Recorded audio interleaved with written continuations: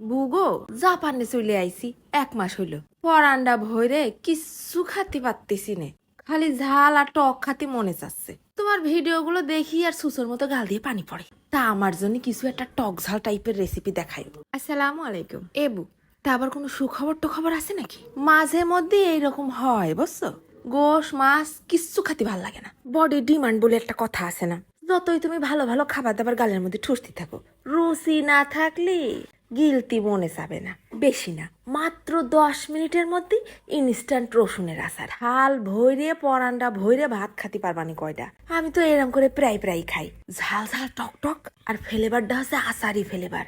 আর সাবান দিলি দাঁতের নিচে মাঝে মাঝে নরম নরম রসুন গুলো বাইটে যাচ্ছে। কিচ্ছু লাগবে না, ঘরের মধ্যে যা যা আছে তাই দিয়ে এক্ষুনি দড়ই দিয়ে বানাই খাতে পারবা না। জ্বর সর্দি কাশি পুয়াতি হয়ে মুখে রুচি না থাকলেও তোমরা এরম করে একদিন খাই দেখে নে, ও পেটটা ভরে কটা ভাত খাতে পারবা না। তা আমার ঘরে সর্ষের তেল ফুরো হয়ে গেছে, তাই সয়াবিন তেল দিয়ে দিছি। তোমরা কিন্তু সর্ষের তেল দিয়েও করতে পারবা না। দিয়ে দিছি সামান্য কটা মেথি ফোড়ন আর কয়টা সর্ষে ফোড়ন, তারপর দিয়ে দিছি 1 মুঠখানি পেঁয়াজ কুচি, খুব ফাইন করে ভাজে নেব।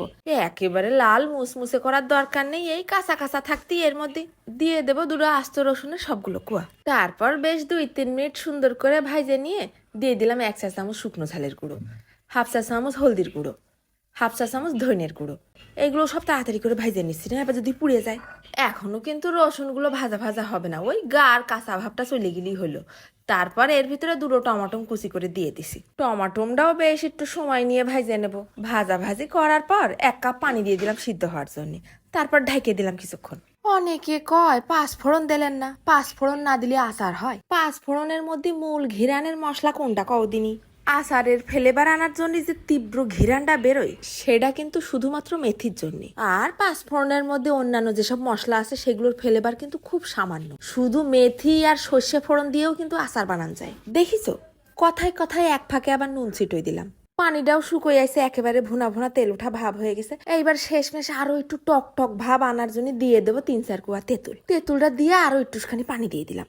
তেঁতুলটা গলতে হবে তো। প্রথম দিকে তেঁতুল দিলে তো রসুন টসুন কিচ্ছু সিদ্ধ হতো না। খুন্তি দিয়ে আবার টমাটোম গুলো খুচাই খুচাই একটু থেতো করে দিচ্ছি, যেন টমাটোমের ফ্লেভারটাও একটু বেরোয় আর মশলার সাথে মিশে যায়। তেঁতুলটাও একটু গলায় গলায় দেই, টক টক ভাবটা একটু বেরোবে তো।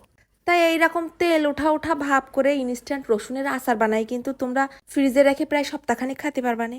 এত মজা বানাই না খালি কিন্তু বলে বোঝানো যাবে না। দেখো দিনই পানি টানি শুকিয়ে আসে, একেবারে তেল উঠা উঠা ভাব হয়ে গেছে। তাই এটা কিন্তু শুধু সাদা ভাত না, রুটি দিয়েও তোমরা ফাইন মজা করে খেতে পারবা না। জম্মের টেস্ট হয়েছে, বানাই খেয়ে দেখো গে যাও। একবার খালি আমার নাম করতে বাধ্য হবে না। আজকে খাওয়ার ভিডিওটা কিন্তু প্রথমেই দিয়ে দিছি। এখন চলে যাচ্ছি, ধন্যবাদ।